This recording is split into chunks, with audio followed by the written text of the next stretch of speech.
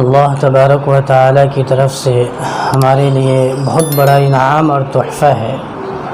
اور ہم ایمان والوں کی بڑی خوش قسمتی ہے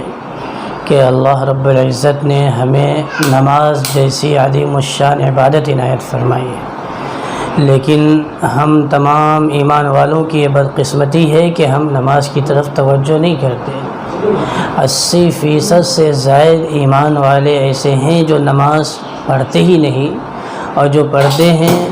وہ بس یوں ہی خانہ پوری کرتے ہیں۔ ان میں سے اکثر لوگ، بہت کم لوگ ہوتے ہیں جو شوق کے ساتھ، محبت کے ساتھ اور بندگی کے جذبے کے ساتھ اللہ تبارک و تعالیٰ کی عبادت کرتے ہیں۔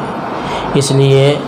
ہمیں جو اللہ تبارک و تعالیٰ نے نماز جیسی عظیم الشان تحفہ عنایت فرمایا ہے، اس کی قدر کرنی چاہیے، اور نماز کو ویسی ہی ادا کرنی چاہیے جیسے نماز ادا کرنے کا حق ہے۔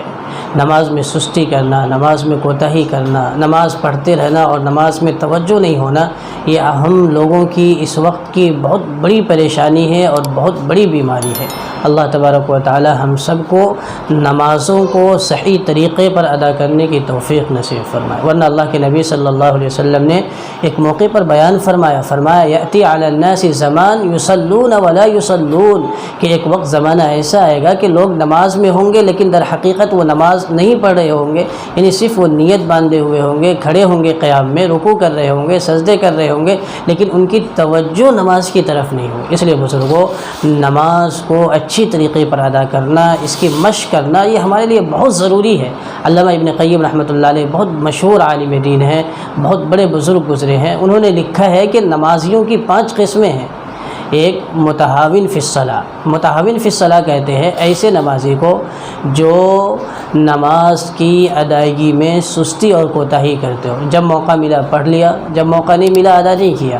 جب موقع ملا سو گیا، جب موقع ملا نماز کی ادائیگی کے لیے آ گیا، جب موقع ملا نہیں ملا قضا کر دیا، یعنی جیسے دل میں آیا ویسا کرتا رہا، نماز کے سلسلے میں بالکل سستی اور کوتاہی کرتا رہا۔ ایسی لوگوں کے بارے میں اللہ تبارک و تعالی نے فرمایا فویل للمصلین الذین هم عن صلاتهم ساہون، کہ ہلاکت و بربادی ہو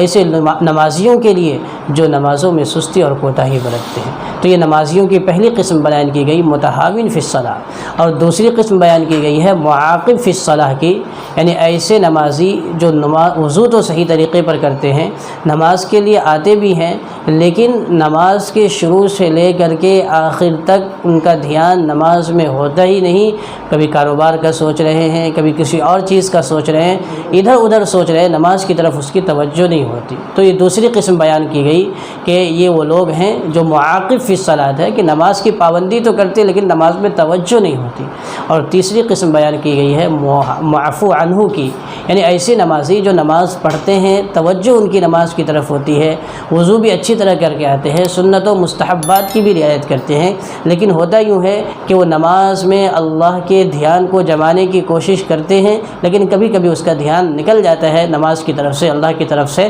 تو فرمایا ایسے لوگوں کے بارے میں اللہ تبارک و تعالیٰ کی ذات سے امید ہے کہ اللہ تبارک و تعالیٰ اس کو معاف فرما دیں۔ اس لیے یہ تیسری قسم معفو عنہ کی ہے کہ اللہ رب العالمین، کیونکہ بندہ اپنی طرف سے کوشش کر رہا ہے نماز کو صحیح طریقے پر ادا کرنے کی، کبھی کبھی توجہ ادھر ہو جا رہی ہے، تو فرمایا یہ معفو عنہ ہے۔ اللہ تبارک و تعالیٰ کی ذات سے امید ہے کہ ایسی نمازیوں کو اللہ تبارک و تعالیٰ معاف فرمائیں گے، ان کی نمازوں کو قبول فرمائیں گے۔ چوتھی قسم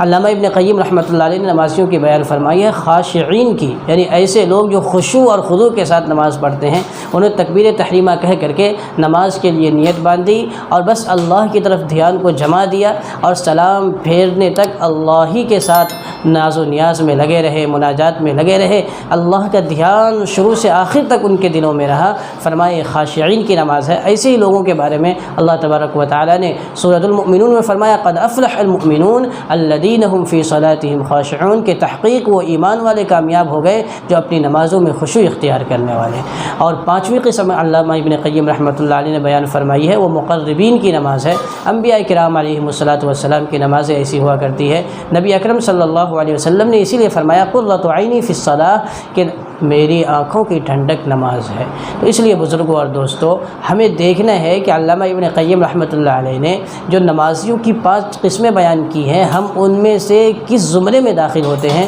خدا نخواستہ پہلی قسم میں تو داخل نہیں ہوتے، خدا نخواستہ دوسری قسم میں داخل تو نہیں ہوتے، خدا نخواستہ تیسری قسم میں داخل نہیں ہوتے۔ اگر تیسری قسم میں بھی ہم داخل ہیں تو ہمارے لیے